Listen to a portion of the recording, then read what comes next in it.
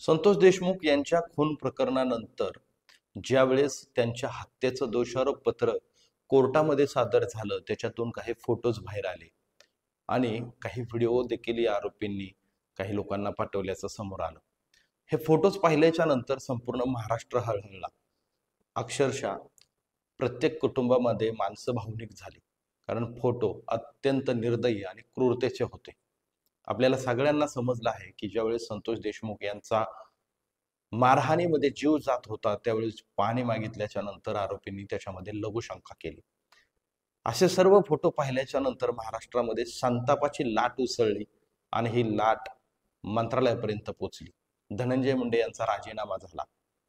ह्या सगळ्या गोष्टी होत असताना आता ज्यावेळेस केस ट्रायल सुरू होईल, याच्यामध्ये साक्षी पुरावा त्यावेळेस तपासला जाईल, त्यावेळेस मात्र या फोटोंची वैधता किती आहे हे अत्यंत महत्त्वाचे असते.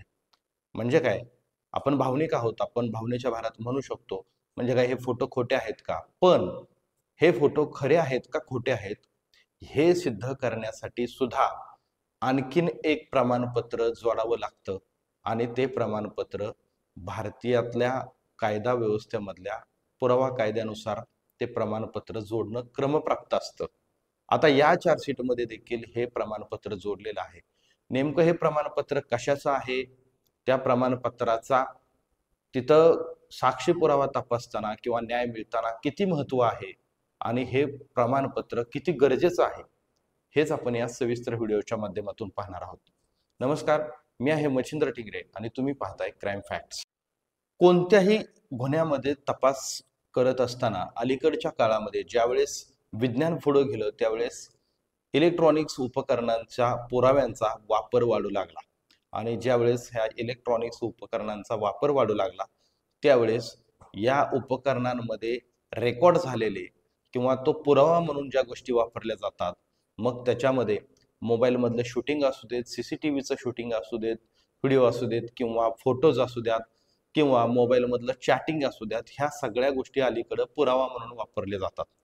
आता ह्या सगळ्या गोष्टी ज्यावेळेस पुरावा म्हणून वापरल्या जातात, त्यावेळेस त्याच्यामध्ये महत्वाची बाब येते. आपण पाहिलं संतोष देशमुखांच्या वरती जे अन्याय झाले, त्याच्यामधले काही आरोपींनी त्याच्यामध्ये स्वतःच्या मोबाईलमध्ये सेल्फी काढले होते, त्याच्यातलं कोणी व्हिडिओ काढलेले होते आणि ह्या सोशल मीडियावरती टाकण्यासाठी ह्या आरोपींनी खाटाटोप देखील केलेला होता. आपल्याला माहिती आहे, याच्यातल्या एका आरोपीनं म्हणजेच कृष्णा आंधळेनं मोकारपंथी नावाचा जो ग्रुप आहे त्याच्यामध्ये हा लाईव्ह व्हिडिओ देखील केलेला होता आणि त्याच्यातल्या काही सदस्यांनी हे लाईव्ह चित्रीकरण देखील पाहिलेलं होतं. सांगायचं तात्पर्य हेच आहे की हे सगळे पुरावे जरी खरे असले तरी आरोपीचे वकील ह्या पुराव्यांना सत्यता आहे का हे तपासण्याची विनंती कोर्टाला करत असतो. आता ह्याची सत्यता तपासली कशी जाते, तर आपल्याकडे पुरावा कायद्यामध्ये 65B नावाचं एक सेक्शन आहे आणि त्या कलमानुसार हे जे इलेक्ट्रॉनिक्स एव्हिडन्स आहेत, जे इलेक्ट्रॉनिक्स उपकरणांचे एव्हिडन्स आहेत, त्याची सत्यता पडताळणीसाठी फॉरेन्सिक लॅबचे सर्टिफिकेट त्याला जोडावे लागतात. म्हणजे काय असतं, तर कोणताही फोटो, कोणताही व्हिडिओ, कोणताही चॅटिंग हे त्या मूळ उपकरणातून कलेक्ट केलेलं आहे. सगळ्यात महत्वाचं काय म्हणजे जर एखाद्या आरोपीनं गुन्हा करताना एखाद्या मोबाईलमधून तर ते शूटिंग केलेलं असेल, तर त्या मोबाईलमधून ते व्हिडिओ किंवा ते फोटो रिकवर झालेत का याचा डाटा आणि त्याच्यामध्ये कोणतीही छेडछाड झालेली नाही अशा प्रकारचं प्रमाणपत्र फॉरेन्सिक लॅब कडून मिळावं लागतं. आता हे प्रमाणपत्र 65B सेक्शन 65B नुसार तपास यंत्रणेला फॉरेन्सिक लॅबकडं तसं अपील करावं लागतं आणि त्यांच्याकडे हे ज्या मूळ वस्तू आहेत, ज्या जप्त केलेल्या असतात, ज्या जशाच्या तशा अवस्थेमध्ये त्याच्यामध्ये कोणतीही हालचाल किंवा छेडछाड न करता ते फॉरेन्सिक लॅबकडे पाठवलं जातं आणि मग फॉरेन्सिक लॅब त्याच्यामध्ये ह्या सर्व पुराव्यांची पडताळणी करत असतं. याच्यामध्ये असलेले जे व्हिडिओ आहेत ते याच डिव्हाइसने रेकॉर्ड केलेले आहेत. याच्यात असलेला जो फोटो आहे तो याच डिव्हाइसमध्ये आहे. आपल्याला माहिती आहे की याच्यातले काही फोटो व्हॉट्सअप ग्रुपमध्ये गेलेले होते. ज्यावेळेस ज्या व्हॉट्सअप ग्रुपमध्ये जातात, त्या व्हॉट्सअप ग्रुपमध्ये जर ते असतील तर ते डिव्हाइस सुद्धा जप्त केले जातात आणि त्याच्यामध्ये त्यांचाही सत्यता पडताळली जाते आणि हे सत्यता पडताळल्याच्या नंतर ज्यावेळेस फॉरेन्सिक लॅब कडून हे जे प्रमाणपत्र आहे ते प्रमाणपत्र तशा पद्धतीने ते सर्टिफिकेट जे आहे ते चार्जशीट मध्ये सादर केलं जातं. त्याच्यामध्ये ह्या सर्व गोष्टी नमूद केल्या जातात.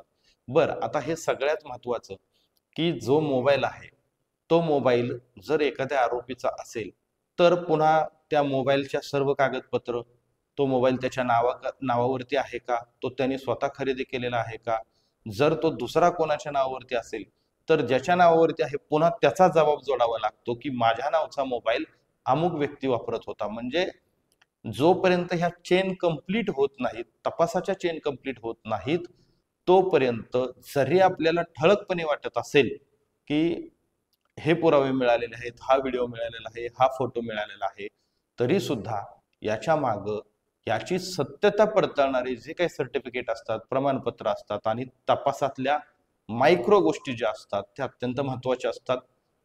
एवढ्या मोठ्या केसमध्ये, ज्या केसचा मीडिया ट्रायल म्हणा किंवा ज्या केसच्या बातम्या 2 महिन्याहून अधिक काळ नॉन स्टॉप मीडियामध्ये आहेत, अशा केसमध्ये बहुतेक कोणतेही अधिकारी अशी चूक करणार नाहीत, हे तितकंच महत्वाचं आहे.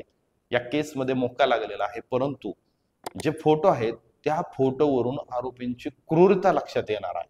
म्हणजे परत एकदा काय सिद्ध होतं, तर एकीकडं संतोष देशमुखांचे बंधू याच्यामध्ये आय विटनेस आहेत, त्यांच्या समोर संतोष देशमुखांचं अपहरण झालेलं आहे, त्यांनी सांगितलेलं आहे की ह्याच आरोपींनी अपहरण केलेलं आहे. पुन्हा एकदा जे फोटो कलेक्ट होतात, जे व्हिडिओ कलेक्ट होतात आणि ते पुरावा म्हणून वापरले जातात, तर त्याच आरोपींचे परत मोबाईल आणि त्याच आरोपींच्या मोबाईलमध्ये सापडलेले हे फोटो. अत्यंत महत्वाच्या ह्या सगळ्या गोष्टी आहेत. अगदी ह्या केसमध्ये अशा बारीक अनेक गोष्टी आहेत ज्याच्यामध्ये पोलिसांनी, विशेषतः CIDने आणि SITने, या सर्व तपास यंत्रणांनी कसून तपास केलेला आहे आणि आरोपी या तपासामुळं फाशीपर्यंत जाऊ शकतात. परंतु याच्यातली ही जी अत्यंत महत्वाची गोष्ट होती की 65B नावाचं जे सेक्शन आहे ते किती महत्वाचं आहे. अनेक गुन्ह्यामध्ये जरी एखादं CCTV फुटेज असेल की ज्याच्यामध्ये लाईव्ह काही गोष्टी दिसत आहेत, परंतु त्याला जर 65B सर्टिफिकेट नसेल तर ते ग्राह्य धरलं जात नाही. हे बऱ्याच लोकांना, सर्वसामान्य लोकांना माहीत नसतं. जे कायद्याचे अभ्यासक आहेत, पोलीस यंत्रणा आहेत, यांना या सर्व गोष्टी माहीत असतात, परंतु सर्वसामान्य लोक सहजपणे अशा गोष्टी आपण ऍक्सेप्ट करतो की बाबा हा आता हा पुरावा मिळालेला आहे, परंतु कायद्याच्या चाकोरीमध्ये याच्या खूप अडचणी असतात. परंतु CIDनं आणि तपास यंत्रणांनी संतोष देशमुखांच्या या खटल्यामध्ये किंवा दोषारोप सादर करताना कुठलाही कसूर ठेवला नसणार आहे. त्याचं कारणच हे आहे की उज्ज्वल निकमान सारखे जे सरकारी वकील आहेत ते आता हे केस चालवणार आहेत, त्याच्यामुळे ते कुठलाही त्याच्यामध्ये त्रुटी ठेवणार नाहीत आणि आरोपींना शिक्षेपर्यंत पोहोचवतील. मित्रांनो, हा सुद्धा तुम्हाला व्हिडिओ कसा वाटला, तुम्हाला देखील ह्या व्हिडिओ बद्दल काय वाटतं आणि अशा पद्धतीच्या नव्या माहितीसाठी गुन्ह्याच्या मागची जी बॅक हिस्ट्री आहे आणि त्याच्यातली सत्यता आहे, ह्या सर्व गोष्टी जाणून घेण्यासाठी तुम्ही देखील आपलं क्राईम फॅक्ट्स नावाचं हे YouTube चॅनल नक्की सबस्क्राईब करा आणि कमेंट करून जरूर व्यक्त व्हा. धन्यवाद.